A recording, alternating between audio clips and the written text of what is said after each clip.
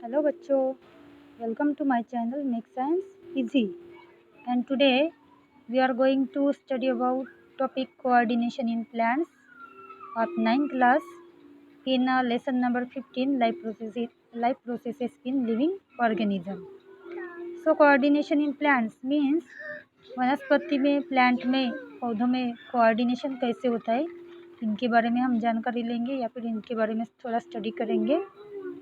So coordination in plant. So how plant coordinate? Because plants do not have a system like a nervous system or muscular system and any other system like animals. So how do the plant bring about movement, or how do plant bring about growth?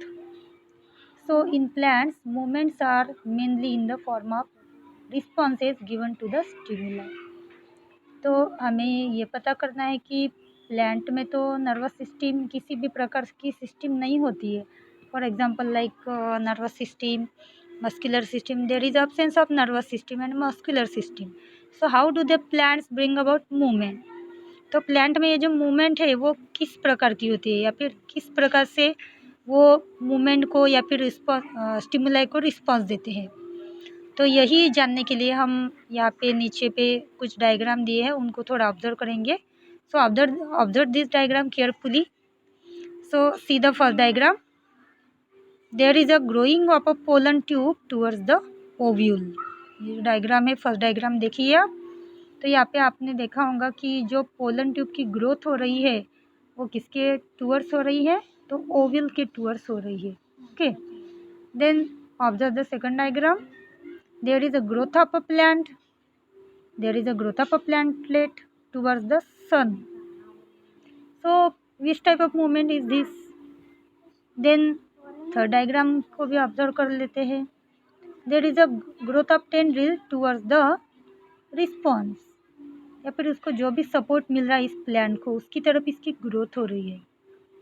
तो ये किस प्रकार की movement है या फिर किस प्रकार की ग्रोथ है, तो यही जानने के लिए हमने ये तीनों डायग्राम को ऑब्जर्व किया है. पहले इसमें पोलन ग्रेन या फिर पोलन ट्यूब की ग्रोथ हो रही है ओव्यूल के डायरेक्शन में.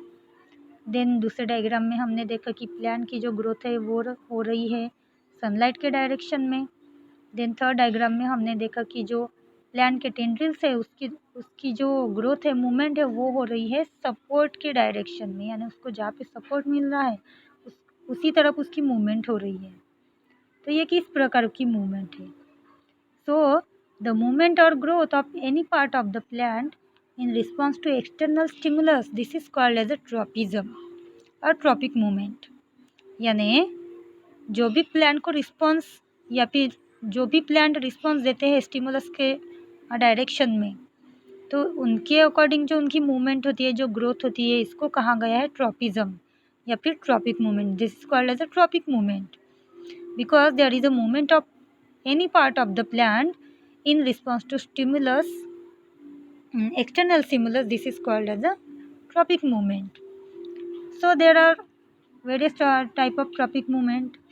like हम सेकंड डायग्राम का थोड़ा एग्जांपल लेंगे कि सेकंड डायग्राम में जो हम देख रहे हैं कि प्लांट की जो ग्रोथ है वो किसकी तरफ हो रही है, सनलाइट की तरफ. तो ग्रोथ सनलाइट की तरफ हो रही है, इसका मतलब जो प्लांट की शूट सिस्टम है वो किसको रिस्पांस दे रही है, सनलाइट को रिस्पांस दे रही है. Means shoot system of any plant response to the sunlight. यानी यहाँ पे स्टिमुलस कौन सा है, सनलाइट है. स्टिमुलाई कौन सा है, सनलाइट है. तो सनलाइट की तरफ इसकी ग्रोथ हो रही है या फिर मूवमेंट हो रही है. So this movement of a plant towards the sunlight is called as a phototropic movement. फिर से सुन लीजिए कि the growth of the plant या फिर the movement of the plant towards the sunlight, towards the stimulus which is in the form of sunlight, this is called as a phototropic movement. Second हम उसका type देखेंगे ग्रेविटोट्रॉपिक movement, या फिर इसको हमने कहा है हाइड्रोट्रॉपिक मूवमेंट. तो क्या है ये ग्रेविटोट्रॉपिक मूवमेंट, क्या है? तो हाँ, ग्रेविटोट्रॉपिक यानी क्या, ग्रेविटी, यानी जो भी प्लांट ग्रेविटी की तरफ अट्रैक्ट होता है, जिसकी मूवमेंट जिस प्लांट की या फिर जिस प्लांट के रूट की मूवमेंट ग्रेविटी की तरफ होती है, उस मूवमेंट को कहा गया है ग्रेविटोट्रॉपिक मूवमेंट। तो ग्रेविटी की तरफ प्लांट के किस पार्ट की मूवमेंट होगी, थोड़ा सोचो। ग्रेविटी की तरफ या फिर ज़मीन की तरफ, सॉइल की तरफ प्लांट के किस पार्ट की मूवमेंट होगी? हाँ, यस, आपका आंसर करेक्ट है। तो प्लांट का जो रूट है, प्लांट के रूट की मूवमेंट होगी ग्रेविटी की तरफ या फिर सॉइल की तरफ। So the movement of root system of a plant in the direction of gravity, this is called as a gravitotropic movement. This is called as a gravitotropic movement. और इसी root की जो मूवमेंट है, इसी root की जो response है, वो अगर वाटर की तरफ होता है, सॉइल में जो वाटर प्रेजेंट है उसकी तरफ अगर उसका रिस्पॉन्स वो देता है, तो उसे हम कहेंगे hydrotropic movement, because root response to the stimulus which is in the form of water.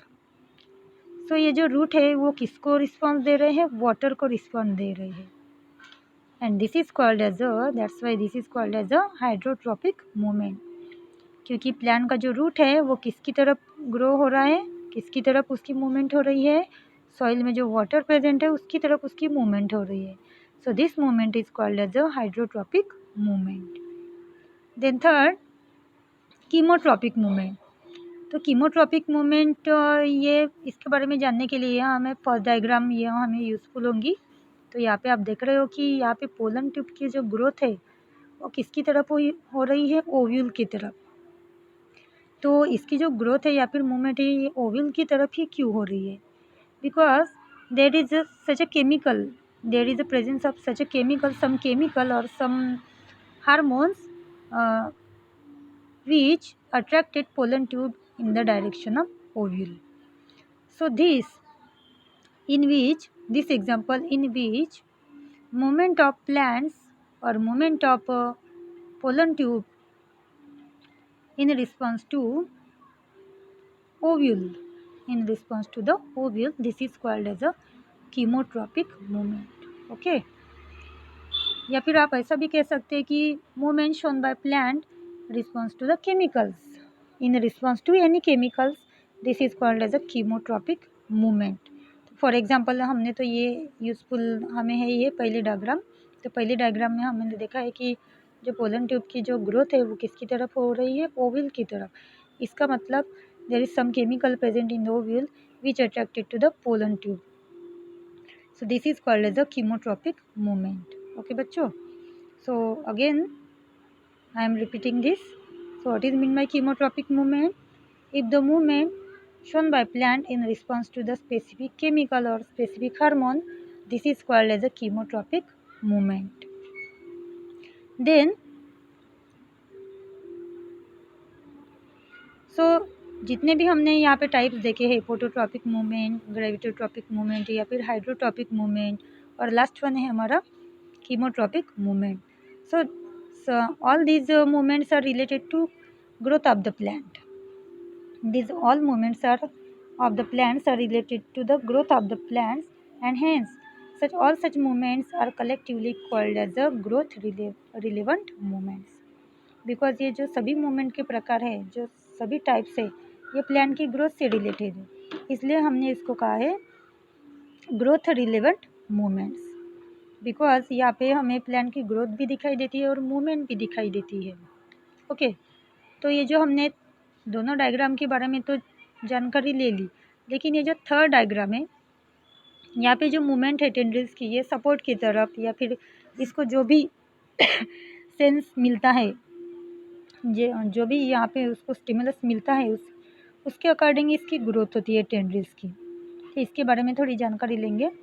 तो यहाँ पे थोड़ी इन्फॉर्मेशन दी है उन्होंने कि tendrils of the climbers are sensitive to touch because they are sensitive to touch. So इन्हें इनके रास्ते में जो भी चीज़ मिलती है, जो भी यानी सेंसिटिव चीज़ मिलती है, because they are sensitive to touch, यानी इनके टच में जैसे जैसे इनकी ग्रोथ होती है, इनके टच में जो भी चीज़ आती है उनकी तरफ इसकी मूवमेंट होती है। देन इनके अपर पार्ट में या फिर अपाइकल पार्ट में एक हार्मोन प्रेजेंट है जिसका नाम है ऑक्सिन। और ये क्या करता है, किसके लिए हेल्प करता है? It is help in the enlargement of the cell, यानी सेल के एनलार्जमेंट के लिए ये मदद करता है। Okay, then hormones like gibberellin help in the stem elongation and cytokinin help in the cell division. तो इस प्लांट में जो जिबरलिन रहेगा हार्मोन, वो इसके स्टेम की इलोंगेशन के लिए, यानी स्टेम की जो चौड़ाई है वो बढ़ने के लिए मदद करेगा। और जो साइटोकाइनिन है वो सेल डिवीज़न में उसकी मदद करेगा। और आखिरी में जो एब्सिसिक एसिड है which is effective in the prevention and retardation of growth like leaf wilting etc. So abscisic acid like it is effective in the prevention and retardation of growth. So this is all about the thigmotropic response. और इसे कहा गया है, special word है थिग्मोट्रॉपिक response, यानी जो response किसकी तरफ है? टच की तरफ, sensitive to touch, because this tendrils are sensitive to touch and this movement is called as a thigmotropic movement या फिर थिग्मोट्रॉपिक रिस्पॉन्स भी कहा गया है यहाँ। So this is all about the coordination in plants which is in the form of movements or various movement. तो यहाँ पे हम और एक बार थोड़ा इस टॉपिक को रिपीट कर लेते हैं। तो हमने शुरुआत से इसकी स्टडी की थी कि what is mean by coordination. So coordination means what, और प्लांट में कोऑर्डिनेशन कैसे होता है? Because there is no nervous system in the plant और there is no muscular system in the plant. So how the plants bring about their movements? Because there is a nervous system is absent. So in plant, movement are mainly in the form of response to stimuli. Because plant भी जहाँ जहाँ से उन्हें stimuli मिलता है वहाँ पे वो उन्हें रिस्पॉन्स देते हैं और उनके ही अकॉर्डिंग उनकी ग्रोथ होती है या फिर उनकी मूवमेंट होती है। तो ये जानने के लिए यहाँ पे हमने 3 डायग्राम में उनका ऑब्जर्वेशन किया था। तो पहले डायग्राम में हमने देखा कि जो पोलन ट्यूब है वो ओव्यूल की तरफ अट्रैक्ट हो रहा है, यानी there is some chemical which is present in the ovule and which attracted to pollen tube.